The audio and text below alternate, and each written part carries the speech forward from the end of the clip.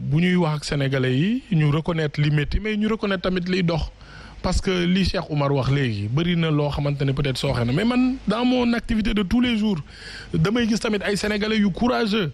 xoolal tey waa UCG yaa ngi wax est-ce que xam nga ne xaaral ma expliquer la bi ma nekkee ministre de l'urbanisme du logement et de l'hygiène publique le plan d'urgence de Dakar ak ci région yi on a recruté 800 jeunes chaque guddi ñu jël leen xaw ma leen sax 2500 par nuit de 22h à 4h du matin ñoom ñooy désensabler dëkk bi loo gis fii mu changé ñoom la ñi nekk UCG nekk ci mbalit mi di ko tonni di ko yóbbu 2500 par nuit 2500 par nuit da nga ko xeeb koo xamante ne amoo liggéey wala yow da nga bëgg a yaafusloo nit ñi. non du question d'amoo liggéey 2500 par nuit. oui par nuit. alors que des députés se tapent 1 million. Oui, des députés se tapent des centaines de millions des dizaines de millions. normal parce que. defal leen ko 10 000 sax. dama lay expliquer UCG bi ñu ñëwee gis ñi nga xamante ne ñoom ñoo yor collecte des déchets am ñoo xamante ne il gagne. mais 2500 c'est en deçà du SMIC ah. dégg nga li ma la wax donc am ñoo xamante ne vous êtes dans l'illégalité monsieur le ministre. am ñoo xamante ne d'accord waaw am ñoo xamante ne dañuy liggéey di collecter déchets yi chaque jour di ko yóbbu seen salaire yi buñ la waxee ni mu toll muy lu tuutee tuuti ñun ñu fexe góorgóorlu fexe ba ut budget yi utal leen prime de lait ndaxte kuy liggéey ci mbalit yi vraiment war nga am loo xamante ne considération la donc ñooñu nga xam ne tamit ils n'ont pas perdu confiance au Sénégal am nañ yaakaar ci seen réew lu Pape Matar xeeb 2500 parce que peut-être bu wàccee dina ci jënd benn hamburger ak benn boisson mu yomb ko am ñoo xam ne daf leen jafe ñu dem bàyyiwuñu seen dignité demuñu di risquer seen àdduna ñu ngi toog gëm ne Sénégal fii war nañ fi mën a tekki loolu tamit war nañ ko respecter parce que dëkk bi am na ñoo xam ne bu nawet jotee ñi ngi bay am na ñoo xamante ne ñi ngi dem di jënd tamit ci àll bi ay légumes ñëw di ko andi Sénégal di jaay tooguñu yaafusuñu loolu tamit nañ ko wax parce que Sénégal ñun ñëpp a ko bokk bugguñu mu yàqu am na ñuy jël gaal di dem mais am na ñoo xam ne ñi ngi gëm seen bopp gis naa ay nit yoo xamante ne waa atelier 221 maa ngi leen di féliciter ay nit yoo xamante ne dañu jàng bitim réew ba am ay diplôme ñëw fii Sénégal ëpp ma leen diplôme ñëw di defar ay dàll di defar ay carax di defar ay yére nit ñi. ziar naa leen nuyu leen yéen ñëpp donc je venais pour vous présenter une petite vidéo par rapport à la vidéo qui vient de passer du ministre Karim Fofana parce que il était l'invité de Noumbelane de l'autre jour du vendredi passé et biñ ko invité il parlait donc de plusieurs thèmes mais daf ci amoon benn thème daf ci dañ ko on lui avait demandé donc sur deux choses mooy sur le thème donc du rapport de l'OIT, l'Organisation internationale du travail, et sur donc l'immigration clandestine. Et par rapport à cela, il a fait donc des valorations. Et par rapport à ces valorations, ça m'a choqué et ça m'a beaucoup dérangé. Wow. D'abord, li ma choqué, donc le moment où il était donc ministre de l'urbanisme, pour nettoyer Dakar et tous ces trucs, il faisait donc du travail nocturne où il recrutait 800 jeunes par nuit.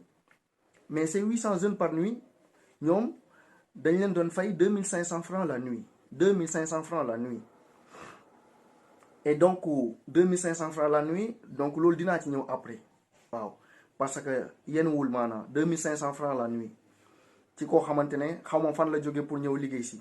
dina paas mbala day dox mbala am na doom amul doom am na jabar donc nga fay ko 2500 la nuit donc je vais revenir dans ça mais bi muy wax loolu tombé on lui demandait sur l'immigration clandestine par rapport à ses propos lim ci jublu boo xoolee il fait allusion donc à la jeunesse qui prend les pirogues pour aller donc en Espagne ou en Europe te boo xoolee lim ci wax mooy que jeunesse bi nga xamante ne ñoom il acceptait gagner 2500 par nuit.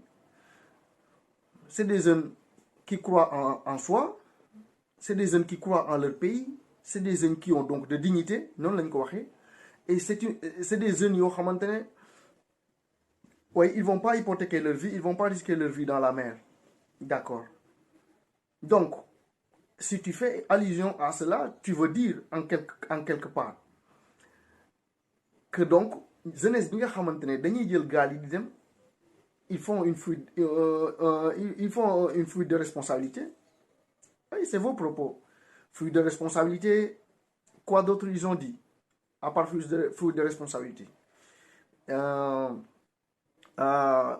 Une jeunesse boo xamante ne donc ils ne croient pas en soi, ils ne croient pas à leur pays. Waaw, jeunesse boo xamante ne donc sont pas dignes quelque part, parce que si les autres sont dignes, les autres qui prennent les pirogues sont pas dignes. Donc, et donc là, il faut arrêter, il faut respecter les gens. Et il faut respecter cette jeunesse qui se sacrifie. Parce que dëgg la, quelque part, je vais être d'accord avec vous. Oui, on est en train d'hypothéquer nos vies là, dans la mer. C'est vrai. Parce que ki jël gaal dugg ci def presque une semaine ou 10 jours dans la mer, oui, il est en train d'hypothéquer sa vie. Wow. Mais, qu'est-ce que vous voulez? Que donc, ñoo xamante ne, parce que cette jeunesse que vous faites référence, mais jeunesse la boo xamante ne bu ñu waree jàng ñu ci ëpp jàng nañu. Ñi nga xamante ne dañoo waroon jàngi métier bi ñu waree jàngi métier jàng nañu métier. Mais comme ils n'arrivent pas à trouver rien du tout à faire dans leur propre pays, ils n'arrivent pas à avoir un rêve dans leur pays, dans leur propre pays.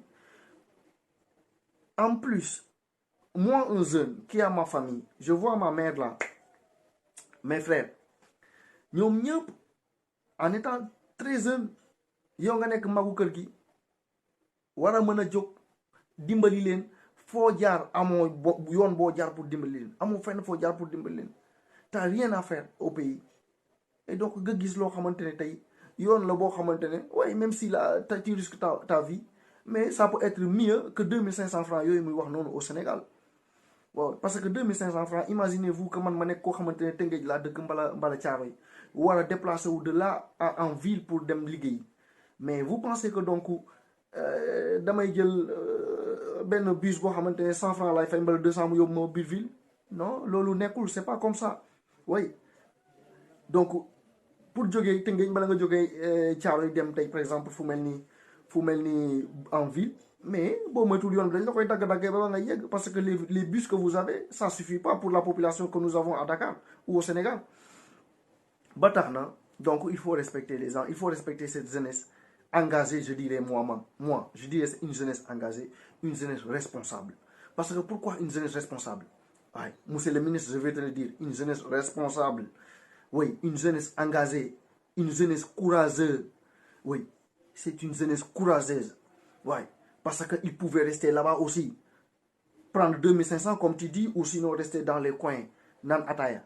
Wow, toog ba fajar gi jot ñu dem tëddi nelaw ba 2 heures jot. D'accord, mais ça, non.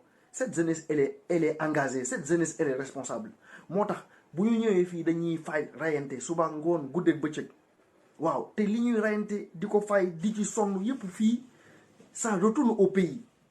Pour te dire que donc c'est une jeunesse responsable. C'est une jeunesse qui croit en soi et qui croit en leur pays.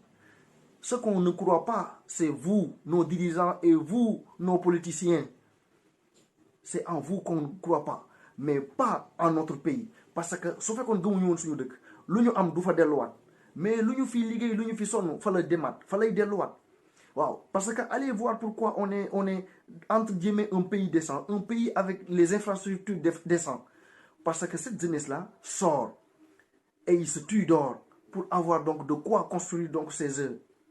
Premièrement. Deuxièmement, li ñuy ñafe di ko rayante bu weer deewee moom la ñuy jël yónni ci seen famille pour qu'il y ait une stabilité.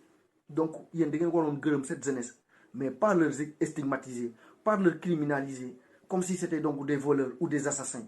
Non. Donc ba tax na il faut arrêter et il faut respecter donc les Sénégalais, il faut respecter la jeunesse sénégalaise. Et il faut travailler davantage pour faire croire et pour faire rêver cette jeunesse pour qu'ils puissent rester chez eux et servir leur pays. Mais vous ne le faites pas. Et en plus, vous venez stigmatiser cette jeunesse et vous dites que donc vous payez 2500 francs la nuit. 2500 francs la nuit. Mais loolu xanaa bëgg jeunesse bi déggee sax ñi des foofu, ils vont avoir donc l'envie de prendre les pirogues demain même pour venir ici. Waaw. Parce que ici, le travail le moins rémunéré, la journée c'est 50 €. Je ne te parle pas la nuit. La journée c'est 50 € le moins rémunéré. Et donc, vous pensez qu'avec ça, vous pouvez faire rêver cette jeunesse, vous pouvez faire croire cette jeunesse à rester donc, à attendre ces dirigeants que vous êtes. Donc non, moi j'ai beaucoup d'estime, j'avais beaucoup d'estime même, je disais en toi, mais cette fois-ci vous m'avez déçu. Ouais, vous m'avez vraiment déçu. Ba tax na donc je vais dire encore une fois de plus quelque chose. Oui, nous sommes des responsables. Nous sommes des responsables. Moo tax coono gi ñu coono fii yëpp li ñuy sonn fii yëpp c'est à cause donc de là-bas. su fekkul woon ni dañoo am njaboot fële bu fekkul woon c'est parce que donc gëmuñu tey suñu réew tey lu ñu am fii lañuy toog defaru fi ba mu baax te buñ ko defoon am dara fii ci réew mi waaw parce que fii ku liggéey am dara mais gëm suñu réew nga xamante ne nekkuloo fii nekkuloo fële mu métti lool waaw loolu moo ñu dal ba tax na donc arrêtez et respectez donc cette jeunesse et laissez donc de stigmatiser cette jeunesse. gàcce la Sénégal ba mu dalee Sénégal boobu kenn demagul fenn waaye li may wax xale yi bu ñu ñëwee seet si ma ni leen bu leen natt seen tànk ci tànku réew mi natt leen seen tànk ci bitim réew ndax réew mi dafay dellu gannaaw fi mu nekk waaw bés bu ne ma wax leen bu leen ko ci natt mukk fii waxtu wi dafa